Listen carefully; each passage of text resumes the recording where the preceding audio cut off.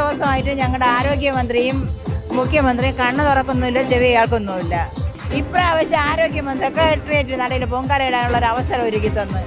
ഇനിയെങ്കിലും ഇത് ജീവിതത്തിൽ സംഭവിക്കരുതേ എന്നുള്ള ഒരു പ്രാർത്ഥന മാത്രമേ ഉള്ളൂ. നമ്മുടെ ആശമാരുടെ കണ്ണീരിൽ കുതിർന്ന അർച്ചനയാണ് ആറ്റുകാലമ്മയ്ക്ക് ഞങ്ങൾ ഇത്തവണ.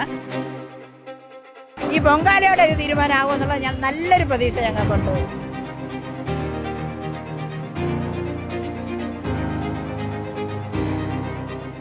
നമസ്കാരം.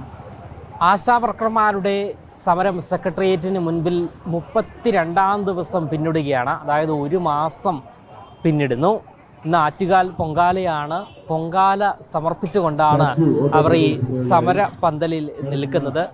എന്തായാലും ആശാവർക്കർമാർക്ക് ഈ പൊങ്കാല ദിനത്തിൽ എന്താണ് പറയാനുള്ളത് എന്ന് നമുക്ക് കേൾക്കേണ്ടതുണ്ട്. എന്തായാലും സർക്കാരെ കണ്ണു തുറക്കൂ എന്ന ആവശ്യം ഉന്നയിച്ചുകൊണ്ടാണ് അവർ ഇത്തരത്തിൽ ഈ പൊങ്കാല സമർപ്പണവുമായി രംഗത്ത് വന്നിരിക്കുന്നത്. അമ്മ, ഈ പൊങ്കാല ദിവസത്തിൽ നമ്മുടെ സർക്കാരിനോട് എന്താണ് പറയാനുള്ളത്? സർക്കാരിനോട് പറയാനുള്ളത്, മോനെ 32 ദിവസം കൊണ്ട് ഇവിടെ രാപകലെന്നില്ലാതെ ഈ തെരുവീതിയിൽ ഞങ്ങൾ കഴിയുകയാണ്. അത് ഞങ്ങളുടെ ഓണറേറിയം 3-4 മാസത്തിലൊരിക്കൽ തന്നുകൊണ്ടിരുന്നത് അത് ഞങ്ങൾക്ക് സ്ഥിരമായിട്ട് തരണമെന്നുകൊണ്ട് ആവശ്യപ്പെട്ട് പിന്നെ 62 വയസ്സാകുമ്പോഴത്തേക്ക് ഞങ്ങൾ പിരിഞ്ഞു പോകണം, വെറും കൈയോടെ പിരിഞ്ഞു പോകാൻ പറയുന്നു.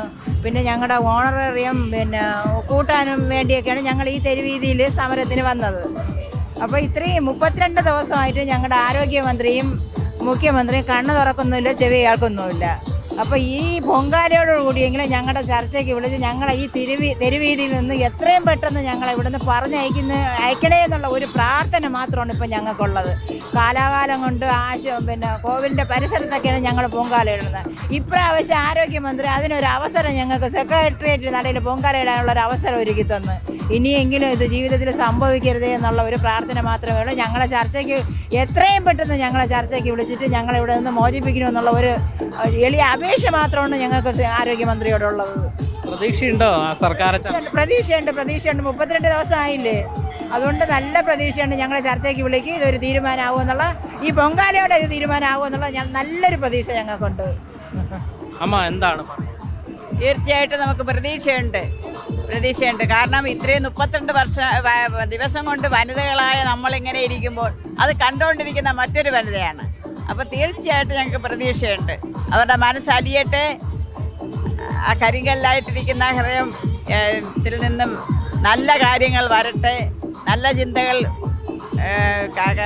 ചിന്തകളും പ്രവൃത്തികളും ഉണ്ടാകട്ടെ എന്ന് മാത്രമാണ് പറയാനുള്ളത്. എന്തായാലും ഈ പൊങ്കാല ദിവസത്തിൽ ആശാവർക്കർമാർക്ക് പറയാനുള്ളത്, സർക്കാരിന് നല്ല ചിന്തയും അവരുടെ കാര്യത്തിൽ നല്ല തീരുമാനങ്ങളും എടുക്കാൻ സാധിക്കട്ടെ എന്നാണ് അവർ പ്രാർത്ഥിക്കുന്നത്. എന്തായാലും ഒരുപാട് പ്രതീക്ഷകളോടുകൂടിയാണ് ആശാവർക്കർമാർ ഈ പൊങ്കാല സമർപ്പണവുമായി രംഗത്ത് വന്നിരിക്കുന്നത്.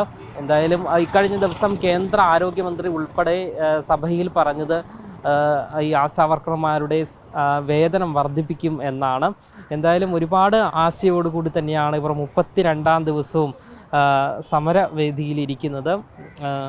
അമ്മ, എന്താണ് പറയാനുള്ളത് നമ്മുടെ സർക്കാരിനോട് ഈ പൊങ്കാല ദിവസത്തിൽ? ഈ പൊങ്കാല ദിവസത്തിൽ സത്യം പറഞ്ഞാൽ നന്ദി പറയുകയാണ്. ഇത്രയും കാലം, എനിക്ക് 55 വയസ്സാകുന്നു. ഇത്രയും കാലം 18 വർഷമായി ആശാവർക്കറായിട്ട് ജീവിതം തുടങ്ങിയിട്ട് ഒന്നിച്ച് ആശാവർക്കർമാർക്ക് ഇതുവരെ ഒരു വേദിയിലെത്തി ഇതുപോലൊരു പൊങ്കാല ദേവിക്ക് സമർപ്പിക്കാൻ പറ്റിയില്ല. ഈ 32-ാം ദിവസമായപ്പോൾ ഇവിടുത്തെ കണ്ണു തുറക്കാത്ത അന്ധരും മൂകരും ബധിരരുമായ ആൾക്കാരുടെ ഈ കണ്ണിന് കാഴ്ചയും നാവിന് ചലനശേഷിയും കേൾവി ശക്തിയും കിട്ടുന്നതിന് വേണ്ടിയിട്ട് നമ്മുടെ ആശമാരുടെ കണ്ണീരിൽ കുതിർന്ന അർച്ചനയാണ് ആറ്റുകാലമ്മയ്ക്ക് ഞങ്ങൾ ഇത്തവണ ഈ പൊങ്കാല ഈ സമരവേദിയിൽ സമർപ്പിക്കുന്നത്. കാരണം എന്തെന്ന് വെച്ചാൽ ഈ 32 ദിവസമാകുന്നു നമ്മൾ മഴയെന്നോ വെയിലെന്നോ രാവെന്നോ പകലെന്നോ ഇല്ലാതെ ഇവിടെ ഇങ്ങനെ ഇരിക്കുകയാണ്.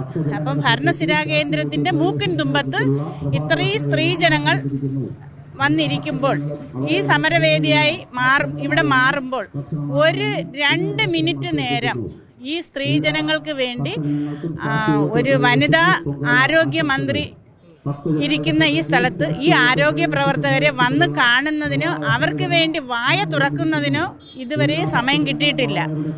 അപ്പം ഇനിയെങ്കിലും സമയം കിട്ടുമോ എന്ന് നമുക്കൊന്ന് നോക്കാം. കാരണം ഈ ആറ്റുകാൽ പൊങ്കാല തന്നെ കർണകി ചരിത്രം ആരും മറന്നിട്ടില്ല. ഒരു നഗരം മൊത്തം ചുട്ട് ചാമ്പലാക്കിയത് ഒരു സ്ത്രീയാണ്. അപ്പം ഇത്രയും സ്ത്രീകളുടെ കണ്ണുനീർ വീണാൽ ചിലപ്പോൾ വീണ്ടും ഇവിടെ ഒരു പ്രളയമാവാം.